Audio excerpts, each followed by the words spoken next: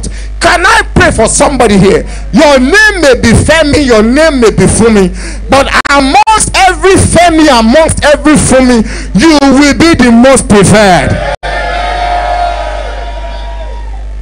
And why did head boy Adeboye, with immediate alacrity, you have now become head boy? I mean, it is the Lord's doing, and it is marvelous in our sight. You know, I got to secondary school, from 1, from 2, from 3, class captain, class captain, class captain. I got to final year. I was expecting to become head boy, but then they changed our commandant, because and they brought in a commandant named Colonel Yusuf, who happens to be a Muslim. And Adeboye of Redeem myself by God's grace. He said, you cannot be my head boy. Go and be house captain of Scorpion House. And he brought one boy named Shuaibu and made him the head boy.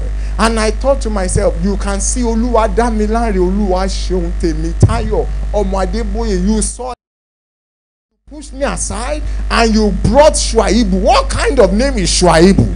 So I went to God out of holy anger, and I said, God, this is not part of our plan. And God told me to chillax. Turn to your neighbor and say, neighbor, chillax.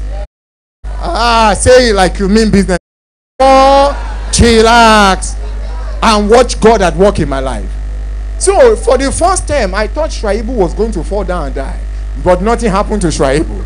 Second time, nothing happened to Shuaibu. Third time, nothing happened to Shuaibu. And I went home, written my drum and egg, and I said, God, my perfect record has been spoiled. But God said, I told you to relax. On a particular day like today, my mother came into my room, told me to pack my bags. We're going somewhere. I thought we were going to the village. We came out of RCCG, the redemption camp. Instead of turning right towards the village, we turned left. When we got to Lagos, I thought we were heading towards the headquarters at Butemeta.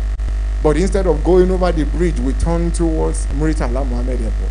Now, at this point, those of you who watch Nigerian movies, you will know what I'm saying about when the soundtrack start playing, gang, gang. So we got to the airport, and you know, if you are not the one traveling, when you go to the airport, there is a place that you never pass. It is only those who are traveling that go past that place. And I've been reaching that place and waving all these years. But this time around, my mother produced my passport and my boarding pass. I crossed that threshold. I said, get. Before I knew what was going on, I found myself on British Airways. The following morning, I landed in London. And as soon as I landed in London, I found myself in a very exclusive school. That school had been for 200 years. And it was started by the richest woman in England 200 years ago. Very exclusive. That's only 250 students were in that school.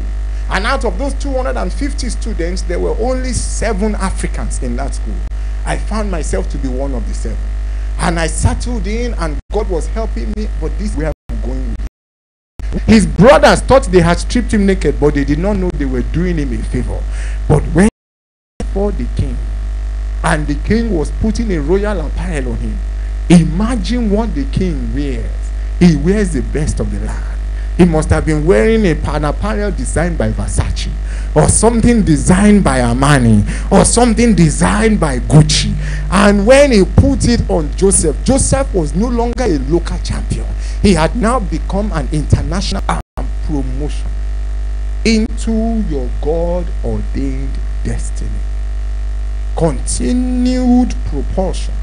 Propulsion means even if you don't want to move, they will push you. God will push you. Even if you don't want to move, promotion means it will pull you up. There are some people who are just satisfied with where they are because they are comfortable. A few weeks ago, I got a letter of promotion. And I wanted to reject the promotion because I was happy where I was. I didn't want anything. I don't need anything. But whether I wanted it or not, God, by his own plan, had already that promotion was coming. So by